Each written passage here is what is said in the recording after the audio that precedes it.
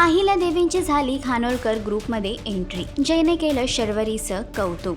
सनी चौगळे या मालिकेच्या आगामी भागामध्ये एक नवा ट्विस्ट लवकरच प्रेक्षकांना पाहायला मिळणार आहे. एकीकडे आज जयच्या ऑफिसमध्ये बिझनेस वुमन म्हणून अहिल्यादेवींनी एंट्री केली आहे, तर त्यांच्यासमोर शर्वरीने आपलं प्रेझेंटेशन देऊन त्यांना इम्प्रेस केलं आहे. त्यामुळे जयने तिचं कौतुक केलं आहे. तोपर्यंत तेजस्विनी खानोलकर देखील आपल्या मुलाचं प्रेझेंटेशन बघण्यासाठी तिथे येतात आणि त्या जय आणि शर्वरीला एकत्र बघतात.